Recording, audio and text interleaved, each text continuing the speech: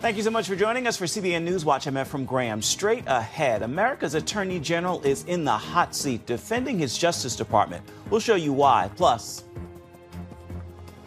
these are like children and grandchildren to us, besides being part of our church family. We learn more about kidnapped missionaries in Haiti as the threats against their lives heighten. Plus, hopes of tourism picking up in the Holy Land for the first time since the pandemic lockdown, and one boy's dream come true as a super fan of one NFL quarterback.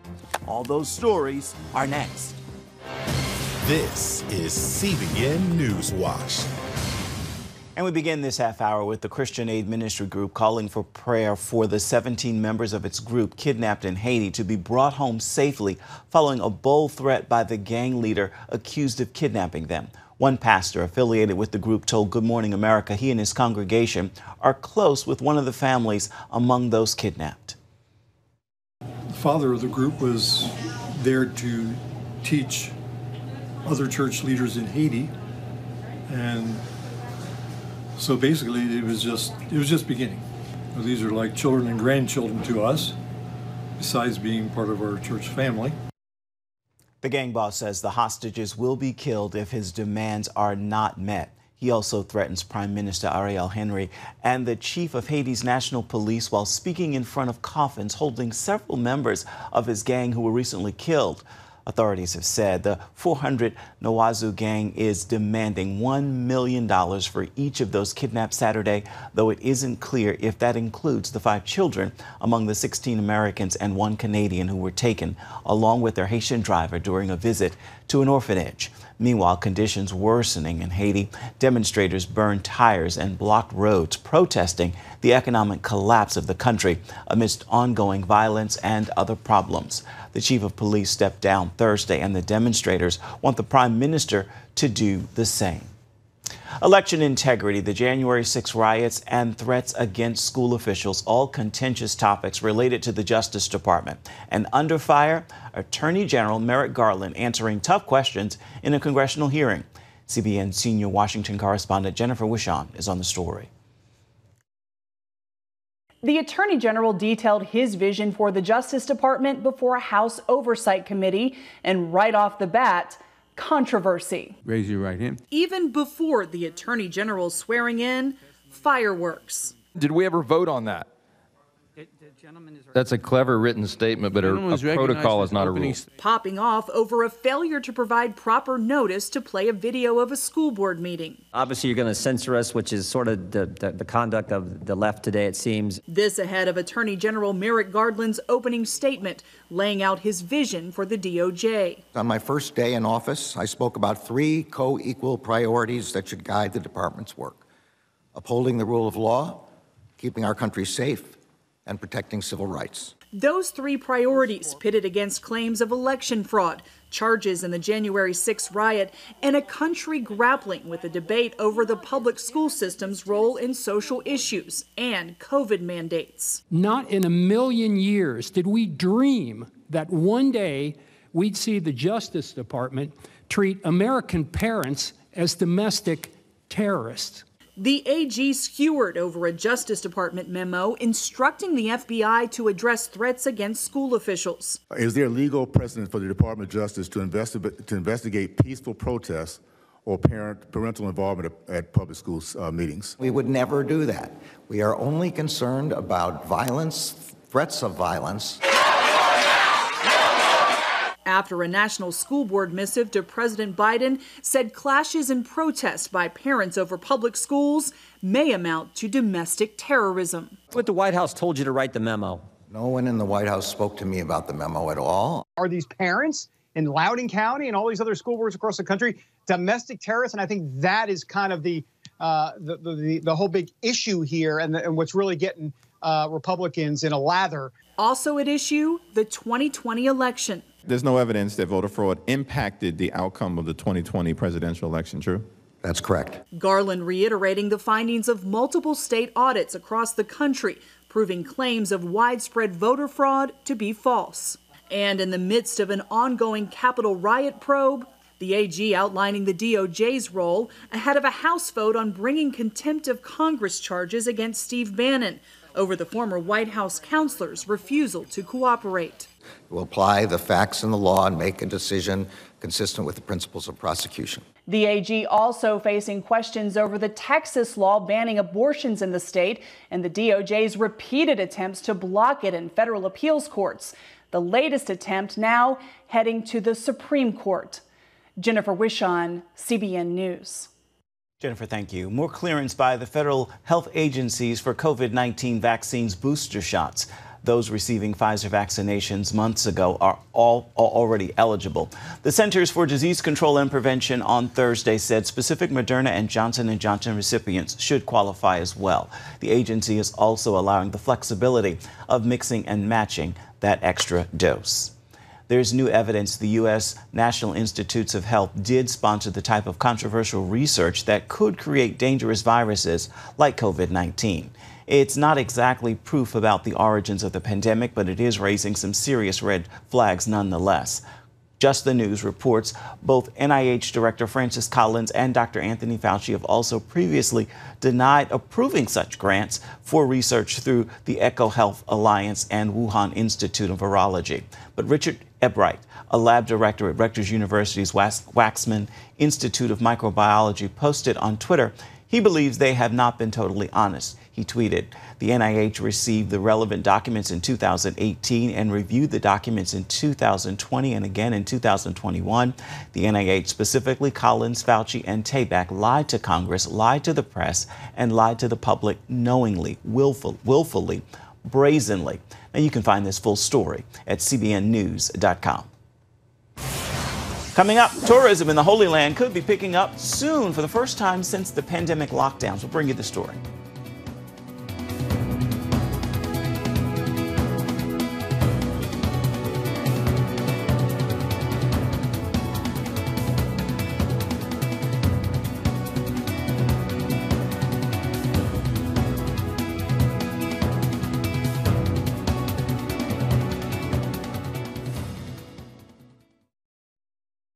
Welcome back. Another big biblical times find in the Middle East. Israeli archaeologists believe they have found the first of its kind engraving on a precious gem of a biblical plant. The find dates back to the time of the temple during the time of Jesus. It's a stone seal made of semi-precious amethyst stone with an engraving of a dove and a branch of a tree with a fruit on the branch. Archaeologists say it was likely the image of a persimmon fruit. The biblical persimmon plant is not related to the orange persimmon fruit of today. Instead, it is known in the Bible as the balm of Gilead. Our Middle East Bureau Chief Chris Mitchell joins us now with more. So Chris reported earlier in the week about the reaction. What are you seeing to the reaction of this archaeological find of the Crusade of the Sword and the gem from the city of David? Well, Ephraim, archaeologists are describing both the sword that discovered in the Mediterranean Sea and the gem from the city of David as sort of pieces of the puzzle of the history of Israel coming together. The gem that you just saw is really one of a kind, and it shows, the balm of Gilead, just like it says in the Bible. Both these things are bringing history and the Bible to life. One archaeologist, or one person viewing that gemstone said it was just stunning, and really as like a message from history 2,000 years ago. The sword itself, which we've reported on, is 900 years old. But almost everywhere you go here in the Holy Land, Ephraim, you see the history and the Bible coming to life. Chris, it's stories like these that make trips to the Holy Land extremely exciting, and there's word tourism is opening back up, hopefully in greater ways since the pandemic. Just how important is this to Israel and the Middle East? Extremely important, Ephraim, and we know that it looks like November 1st, vaccinated tourists, individual tourists, will be coming back here to Israel. Tourism is vital to Israel. It's one of the biggest industries in the whole country. COVID, really back in March of 2020 last year, devastated the tourism industry. We're talking about tour guides out of work, bus drivers out of work, hit many hotels and restaurants and tour companies very hard. Some of them actually didn't make it. I saw an example of that yesterday in a gift store. It's still in business, but the sales clerk was telling me that they really are looking back for the tourists to come back, and that will be so important to not only gift shops, but so many other parts of the economy here in Israel. And it's important to the tourism as well. The tourists from all over the world. I think it's the #1 destination for many people to come back to. They're eager to come back here. Before COVID, Ephraim, Israel was setting records, more than 4 million visitors back in 2019. And they hope, Israel really hopes to reach those numbers once again, maybe not right away for certain, because some people may not want to be vaccinated to come here, but certainly, hopefully in a couple of years, they'll be back to those numbers. On another subject, tell us about what's happening from the Abraham Accords and the United Arab Emirates and Israel working together to go to the moon. Can you believe that, Ephraim? You know, here's a story you wouldn't have expected. A few years ago, the Israel and the UAE are collaborating on sending an unmanned vehicle to the moon by 2024. Israel did it back in 2019. Now they're going back with their Arab neighbor. Just a powerful example of how the Abraham Accords are really deepening, that these two countries that had been virtual enemies for many decades are now going to the moon. Wow. So what's ahead this week on Jerusalem Dateline?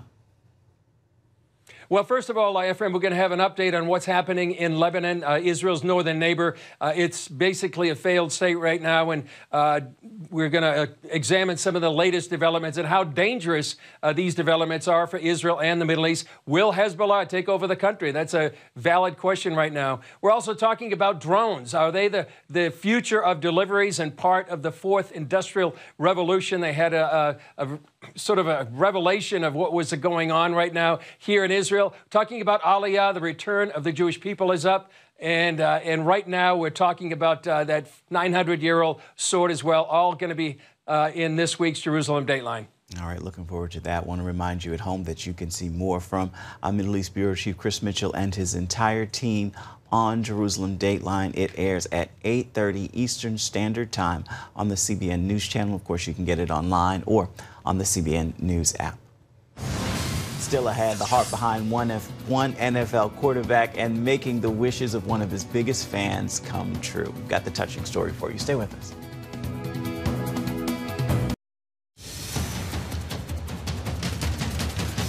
Time for CBN Sports. Indianapolis Colts quarterback Carson Wentz is making headlines for something big he did on the sidelines. Our sports director, Sean Brown, is joining us now with more in this story. So, Sean, I understand this has to do with one young man who is a super fan of Wentz. Yes, I am. It's a 14-year-old Giovanni Hamilton.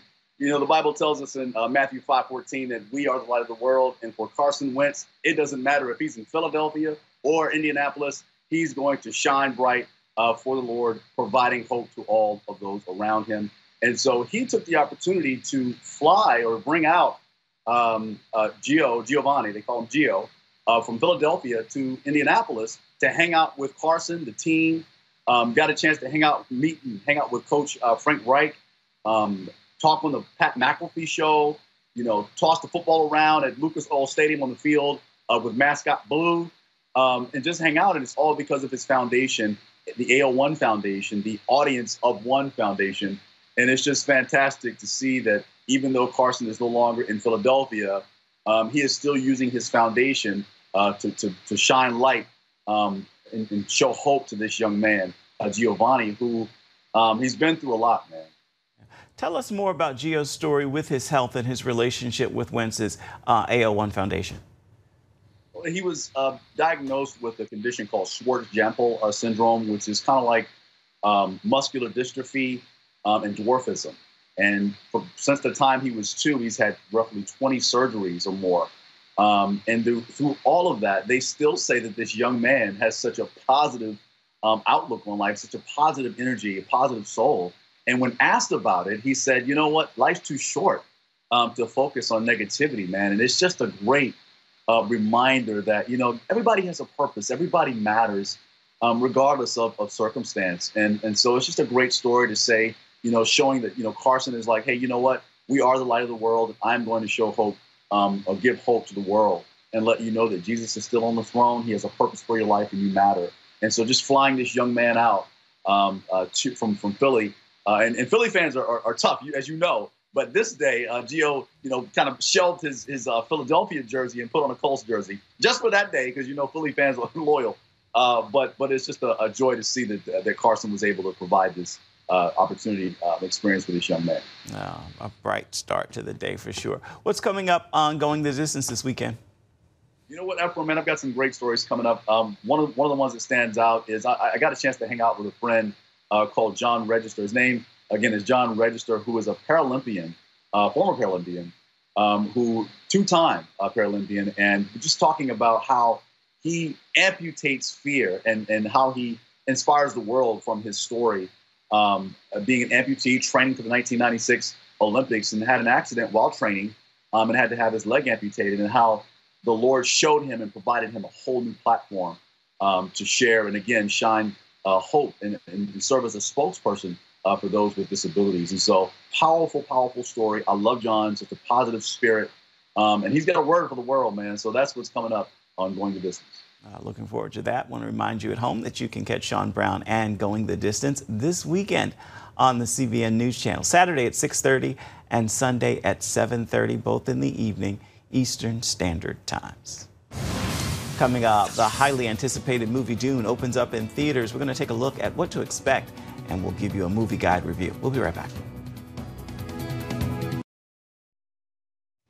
And welcome back to CBN NewsWatch. Lots from the entertainment world this weekend as one actor who played Superman is reacting to the DC Comics decision to make Superman's son bisexual. Actor Gary Sinise continues his work to help America's veterans. And we've got a review of the movie Dune. Here's our Mark Martin and Movie Guide's Dr. Ted Baer. Dr. Baer, tell us what actor Dean Cain, who played Superman in the TV series Lois and Clark, had to say about this decision by DC Comics to make John Kent, the son of Lois and Superman, bisexual. Well, Dean, who's a friend and has been to the Movie Guide Awards, and of course I say friend in a more distant sense, but I know him and I like him and vice versa. He loves Movie Guide, has made some very brave comments. He said that they're grandstanding.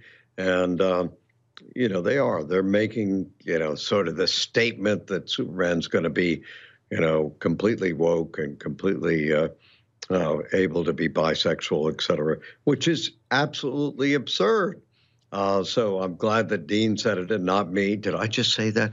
Anyway, and he's already gone out after Captain America and say that he should be demoted, that one of the new Captain Americas is also of an alternative lifestyle.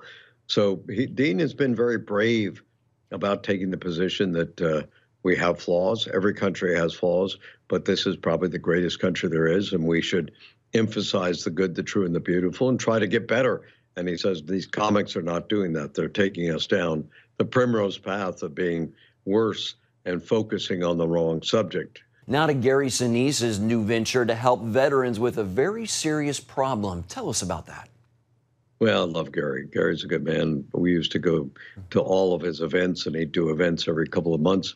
And I love his love for veterans. One of my 3 sons, 4 children, is a major in the Marine Corps, and he headed up as a presidential appointee of the Veterans Office at the White House under President Trump, and tried to deal with this problem. In fact, I went to one of his meetings where he had a whole group, let's say 5 or 10 people that were gathered together to deal with veteran suicide and veteran drug uses. And these are really competent guys. But it's hard for the government to turn on a dime, and they improved. But under the new administration, there's not that concern about improvement.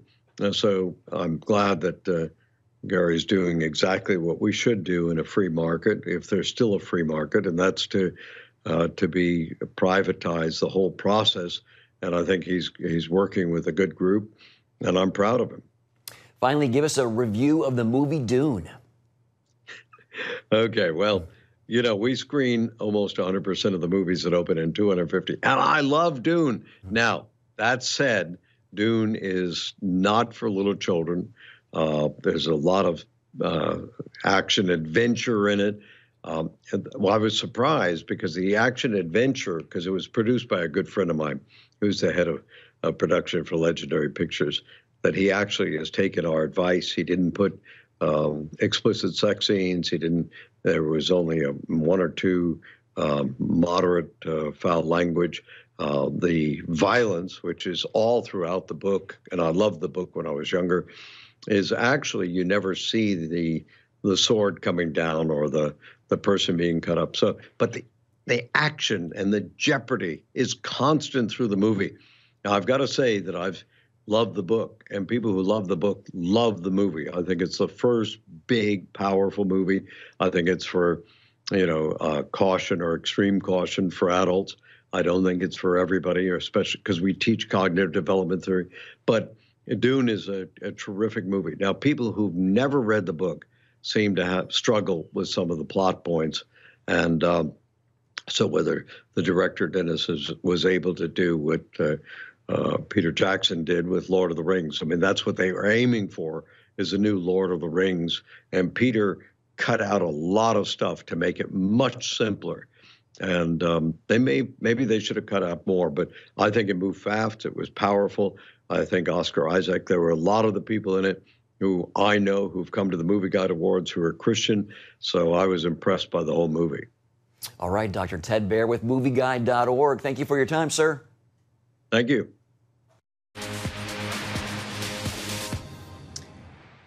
It is time now for your Friday Faithful, and I want to leave you with this thought. Expect great things from God today, and believe this: God is about to do His greatest work in you.